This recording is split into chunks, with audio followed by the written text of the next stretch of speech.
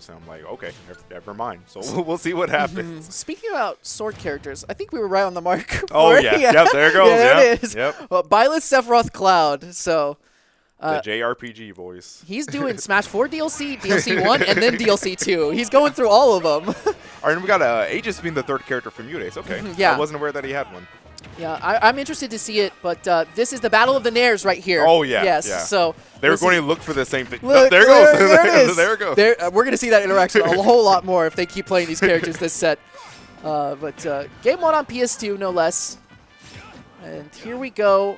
Niko's had him on ledge here, and that's one thing about these sword characters. The one place you don't want to be. It's not even off stage. You don't want to be on the ledge. Yeah, that's where they excel the most.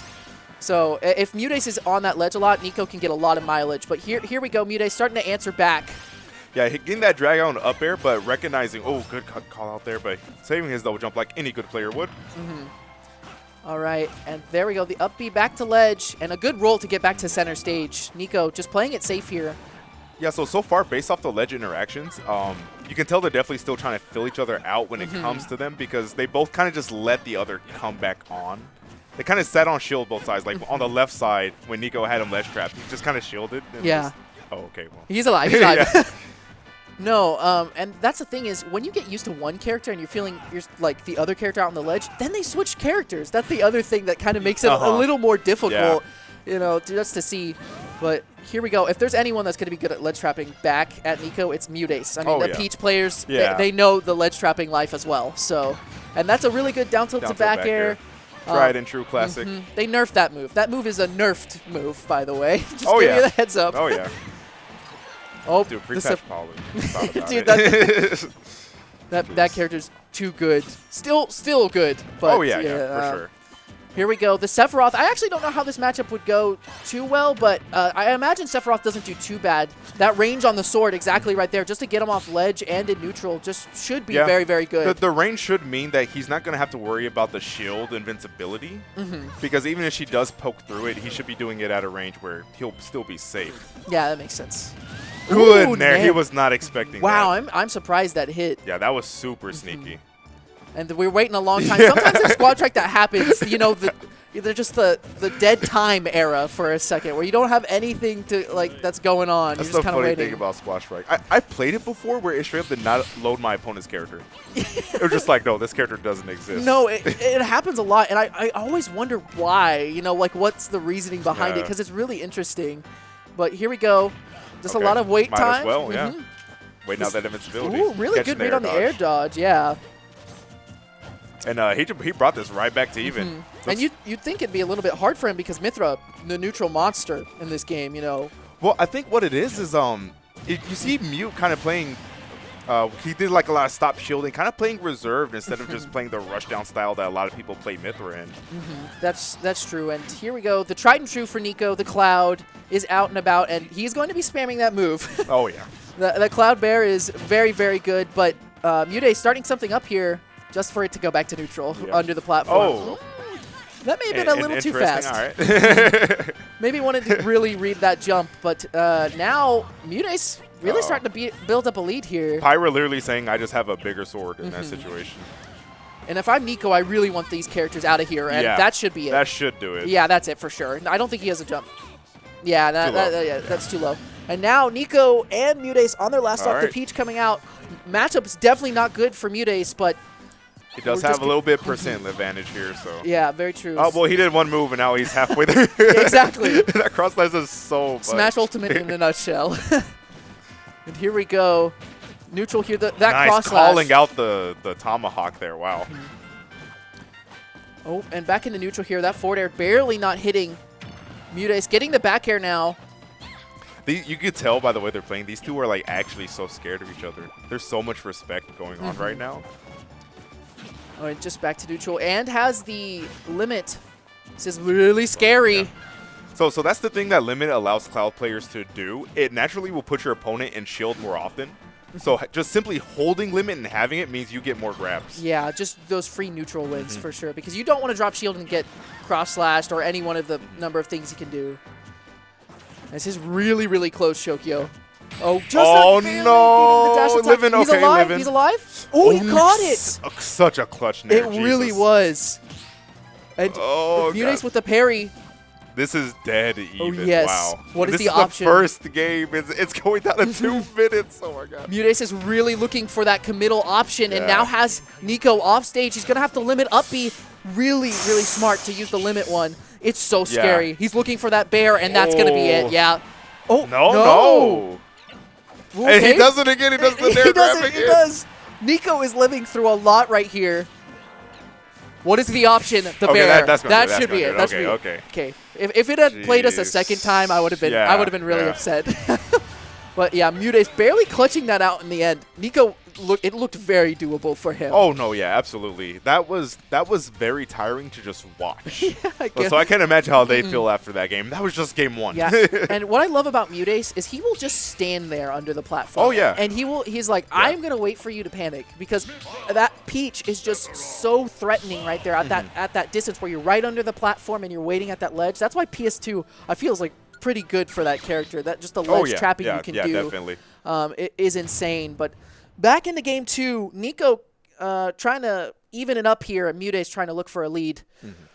So I think we're going back to PS2. I imagine we are, but maybe we get a stage swap. Hopefully. That's probably the only stage we're going to see for this top 4, Ultimate man. players, honestly, like, they don't want to go anywhere else. I want different scenery at least. You know, give me a modded Switch or something. When people are like want to go to PS2, I was like, no, we're striking. And PS2 is always my first ban.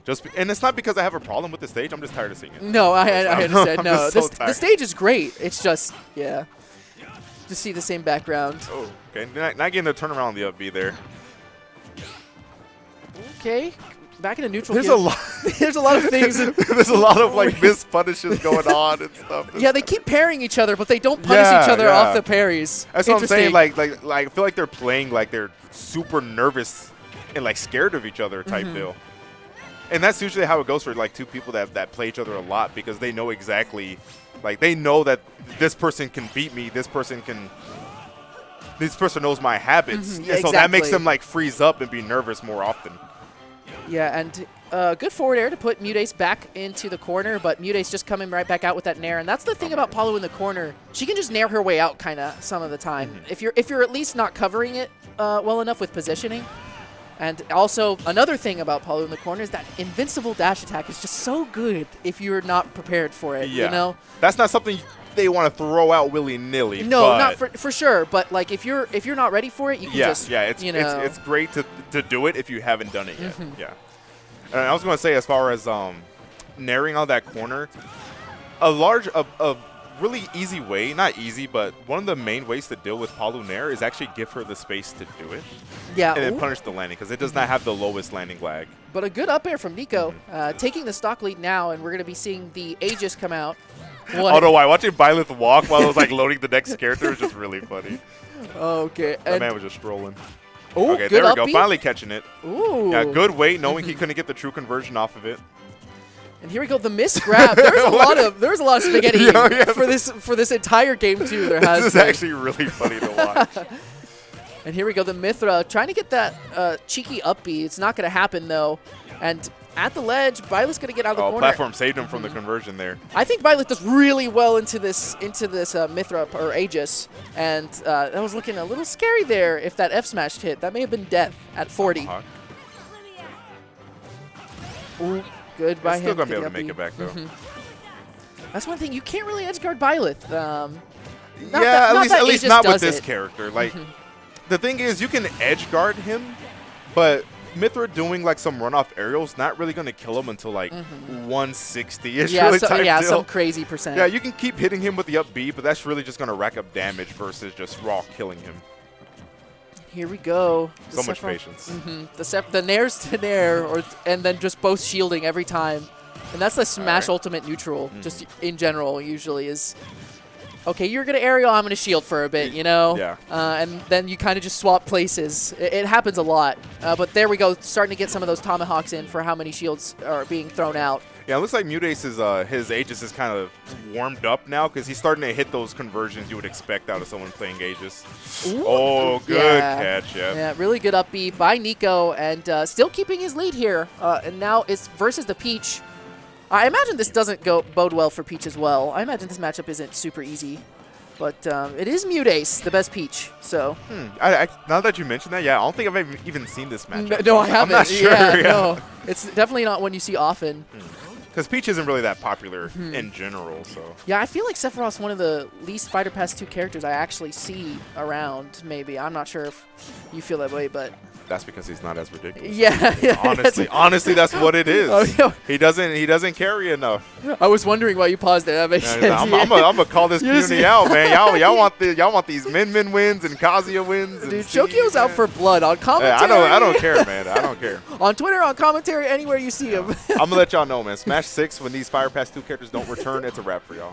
Yeah, it's a wrap. It's over. Niko. But back to the game. Yeah, Niko has MuteAce in a pretty bad spot here. The Nair's not going to send him the right way, so MuteAce is back on stage, but a good grab to send him out again. And here we go, Shokio. He's on the ledge. What is the option? I have seen MuteAce do this so many times. Yes, if any character can do it, right?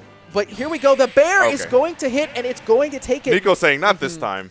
Evening it up 1-1. Yes, and really good on Niko. I feel like he had a consistent, steady lead throughout that entire game, basically. Yeah. You know? It was definitely his pace. After they kind of got past the scrambling that happened on that first stock, he kind of managed to get his footing in there and not let MuteAce get his. Yeah, for sure. And here we go. I wonder if there's going to be any character switches by MuteAce. I mean, I haven't seen the Aegis too much, like you said, so maybe we'll see the Steve. That would be... I mean, he'd match his Fighter Pass 2 character, right? So he gets one, right? He probably doesn't want to do his Steve into Swords, though. That's true. That's very true. Because these are, like, matchups where Steve Main's, like, notoriously kind of complain about Sephiroth Cloud. Yeah, he's thinking, he's thinking about something. Yeah. Yo, K-Rool? I was about to say, does he have a K-Rool? Corrin. Okay. Huh. If there was a K-Rool pick, I would have been. I was about to pop off. I was about to be like, yo, let's go. That's so fun. Heavies and Squad Strike or something else, because they can just, like, erase stock sometimes, you know? The wild card factor. I love watching some K-Rool. You only really get to see Kirby Kid. Yes. That's really it. But sortie on sortie action here, and the Corrin, I cannot wait to see that as well. I mean, I love me some Corrin just because of the movement you can do, the back air, everything that Corrin does looks super cool. Just to me, I don't know. For me, like, Corrin just feels nice. Like, she just feels like such a nice character to pilot. It's a very smooth feeling character. I bet this happened because of like Shattuck. Like, just being around Shattuck a bunch, MuteAce just picked up a Corrin. Yeah, I imagine. You definitely get like a, I don't know what to call it, but you definitely play characters. If you play against a character enough, you definitely play against them better, or like play as them better. Oh yeah, because you can understand a character it's like by playing against them. Like a second-hand knowledge of how to play them just by playing someone enough. It's like residual. Oh jeez. Oh yeah. It's like residual grinding of that character. And Niko again starting off with a lead in game 3 here. And he just went straight to the ledge too. Ooh, is that it? No, save his jump. That's not gonna be it. Yeah, save his jump. Good on Niko. That up that's smash. That's gonna catch, yeah. Yeah, there is no sour spot. If you get up into that thing is going to kill you. Yeah, you know, so that's what you got to watch for. And MuteAce just knowing the neutral get up was coming very good. Here we go back. MuteAce now taking a bit of a percent lead. This is going to be some percent. Yep. As soon as we both see the up air, it's like, all right, here's the 60. It's like, oh, up air on a platform, yeah. But this is going to be damage back. Oh, that was a good weight, but he wasn't high enough. And I think MuteAce was saving the jump, yeah, knowing the back air was coming. So we have to see. Yeah, there's a lot of situations with Sephiroth where it's kind of a 50-50. You need to choose whether or not you want to double jump. Because, like, it's not a true combo, but if you drift, he could just back air you. If he calls out the jump, he can still back air you. So you have to kind of decide when you want to do something and where. Oh, the down smash. Yeah, so MuteAce right there recognizing that it's down smash. Oh, I got to stop shielding. Yeah, and so then it just hit him raw anyways. It caught him anyways. But I think the DI was also a little bit bad on it was suboptimal. Yeah, but that definitely wasn't the best. I would panic too in that situation. You know? Yeah, it's a the bomb. Speaking of panicking, I don't blame you, bro. Dude, I don't blame you. I go out on my own terms. Yeah. You know, I'm not sure. I'm sure that's not what he wanted, but at the same time, like that would mess me up too, honestly. Oh, that was a Dada Ice there, and now it's in Cloud's hand. Niko with the Z drops. It's gonna Z drop onto the platform though, unfortunately. And kind of in the same situation as last game, coming down to Cloud, Peach, and Niko having a lot of extra credit here. Yeah. And this is so scary. I mean, Peach has been in both corners now. Like, how do you get out? Finally out now. as I say that, but back to neutral, and that's that thing, that cross slash is so hard to deal with, especially if it's spaced and they just do the 1-2. Yeah, I was going to say, like, that whole entire, like, 30-second sequence, everything Niko did was, like, max range. Everything. And MuteAce could not punish a single thing. Yeah, and that's the thing about Cloud, is he can outspace you and kill you for it, and it's fast spacing. It's not like a Swordy character where it's slow. The spacing is very quick, so you have to really decide if I need to reset or if I need to punish maybe the move. But in general, versus something like Cloud, I would say you just reset, because that character can really pull some frame data from nowhere. It's not like Byleth, where if a Byleth is doing shuffle fairs or shuffle bears and he whiffs, it's like, okay, he has some landing lag, all that, so I have some time to close the gap a little bit. Yeah, exactly. So there's some frames to walk in. With Cloud, it's like, no, if he lands with that back air, it's even. Yeah. Like you do not have any time to get closer to him. It's neutral. Well, it's plus on whiff. I'll call it plus on whiff, honestly. Well, Shokyo, game 4, MuteAce with his back against the wall is picking the Bayo. I forgot he has a Bayo. That's the character I was forgetting. Bayo, I would say, is really good into a lot of these Swordy's characters. Maybe not as much into Byleth, but against something like the Cloud, so that's why I'm surprised he did not save it. But already, Niko at 80, this may be death if he used his jump. Oh, that side B was so clutch. Yeah, it was. But yeah, Swordies, just generally speaking, are that archetype where they kind of struggle off stage when it comes to being edge guarded. So I definitely agree with this Bayonetta pick, because she plays well into Swordies when it comes to the offstage game for sure. Yeah, for sure. Also, their disadvantage usually isn't great, and Bayo thrives off of a lot of them, bad disadvantages. Yeah, a lot of them get juggled really hard, and that's that's Bayo. Like, I'm shocked he didn't do this pick sooner. I completely forgot about it. Yeah, me too. But here we are. It's showing that MuteAce's Bayo is doing really well right now, and this is her one struggle. So if Niko can really start to improve upon some percent here, there's a chance that this could go really awry for MuteAce. But the crazy thing is, if Niko gets like an upbeat conversion right now, he can kill. Absolutely. Yeah, and that's the scary part about Bayo. I mean, you get the rage on your opponent if you don't get that kill, but that dash attack is going to do it. Really smart by MuteAce, and now Niko onto his second character, and Sephiroth can really struggle without the wing in this matchup. So it can get really nervous here, especially if you're committing to F smashes like that at 50. Yeah, 50. Like, it's not going to kill, bro. Yeah, I don't feel like that's a good option to choose. And now Niko's off stage. This may be it. I think that's it. Yep, that's it. I don't even think he had to do the ABK right there. And MuteAce lives. Dude, this character she always feels like she has infinite resources off stage. I mean, MuteAce's Bayo is doing better than the Peach. Like, yeah. It's literally it's destroying Niko's roster right now. And a good up smash to finally get rid of it. But now Niko at such a deficit. I have to say this looks like it's going to a game 5, but you're not out till it's out, right? So we're just gonna have to see how Niko plays versus the Palu. And the cross slash getting hit by that. Honestly, I would have just thrown the blade beam there. Tongue twister. Blade beam. That is. Because I don't think he's even used it a single time in this set. And then MuteAce did land with an aerial, so that would have hit. Ooh, went for the reverse nair there in neutral. He just opted to let it run out. Oh, that's the one thing about Cloud, is he can really two-frame with that down air, and Palu is really easy to two-frame, but MuteAce good about not getting hit by that. What a good jump up B to clip him. Yeah, that was really to smart. live, yes. You can tell. For the down air. Yeah. You can tell Niko knows how to live off stage, because this character can really get. You have to. It's part of the character. There's certain characters where there's one particular thing you absolutely need to nail, or else that character is not going to be able to be functional for you. Yeah, you just won't be playing them at an optimized rate for sure. It's like playing Sheik if you don't know how to do your drag downs. And yeah, you know where to kill. A good up air by MuteAce to seal it and send it to a game 5. Getting a 2-stock, a much needed swing and momentum for MuteAce, because Niko definitely looked like he had a handle on things that previous game. So yeah, I like that these haven't been sweeps. We're double game 5s right now. Very interesting to see, but we haven't had as many swaps on this set as last set, so. Oh no, they're using the whole roster on this set. Yeah. Okay, so Niko's sticking to his roster, which I agree. I don't really think there's a problem here. He just needs to handle that Bayo. This is going to be important, the pattern for sure, because the Bayo came out first last time. I wonder, okay, he swapped it up. Oh, and Niko keeping the same order. being confident in that. I'm actually surprised. I thought we were going to see maybe like a little bit of a switch up in the order by Niko. But confident in the way he's playing.